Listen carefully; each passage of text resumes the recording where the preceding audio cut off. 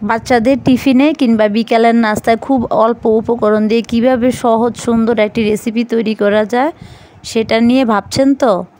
আজকে আমি তোমাদের মাঝে নতুন একটি রেসিপি নিয়ে হাজির হলাম।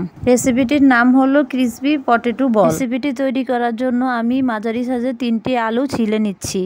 আলুগুলো ছিলার পর আমি আলুগুলো গ্রেট করে নিচ্ছি। গ্রেট করা আলুগুলো আমি ভালোভাবে পানি দিয়ে ধুয়ে নিচ্ছি। পানি দিয়ে ধুয়ে নেওয়ার পর আলুগুলোকে ভালো মতো চেপে চেপে আলু থেকে পানি সরিয়ে নিচ্ছি। এখন এই আলুর মধ্যে আমি 1 চামচ লবণ মিশিয়ে রেখে দেব 15 মিনিটের জন্য। এখন 15 মিনিট পর দেখব আলু থেকে অনেক পানি বের হয়ে আসছে।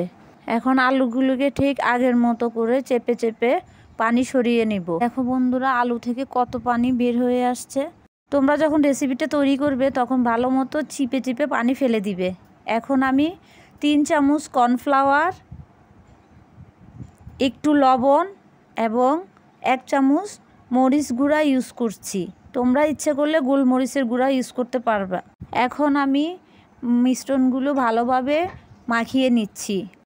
ভালোভাবে মাখা হলে বলগুলো ক্রিসপি ক্রিসপি ভাবটা খুব সুন্দর আসবে।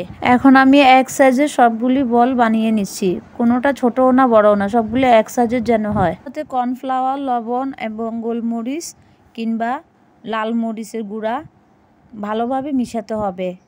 এমনভাবে মিশাতে হবে যাতে বলগুলো ভেঙে না যায়। দেখো বন্ধুরা, আলুর বলগুলো কত সুন্দর হয়েছে, সবগুলো একই সাইজের। এখন একটা ফ্রাই প্যান গরম করে তার মধ্যে তেল ঢেলে দেব। তেলের পরিমাণটা ডুবা তেল হলে সবচেয়ে ভালো হয়। ডুবা তেলে ভাজলে এটার ক্রিসপি ভাবটা অনেক সুন্দর আসে। গরম তেলের মধ্যে আমি এক এক করে আলুর বলগুলো দিয়ে দিচ্ছি।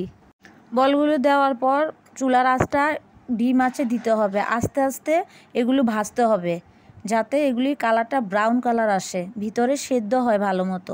15 থেকে 20 মিনিট পর্যন্ত ডিম আঁচে আস্তে আস্তে ভাজতে হবে। যখন ব্রাউন কালার চলে আসবে তখন আস্তের উপরে আলুর বলগুলো উঠিয়ে ফেলতে হবে। আর সবসময় খেয়াল রাখতে হবে বাচ্চাদেরকে সবসময় টিফিনে এক রকমের খাবার দিবেন না, এক এক দিন এক এক রকমের দিবেন, দেখবেন তাদের রুচিটা ফিরে আসবে।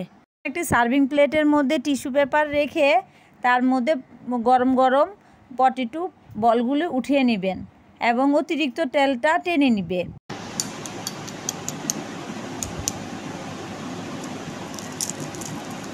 দেখো কি পরিমাণ ক্রিসপি হয়েছে। আচ্ছা, তোমরা বাসায় এভাবে ট্রাই করে দেখবে, কেমন হয়েছে আমাকে জানাবে। লাইক, শেয়ার, সাবস্ক্রাইব করে আমার পাশে থাকবেন এবং বেল আইকনটি ক্লিক করে দিবেন। আল্লাহ হাফেজ।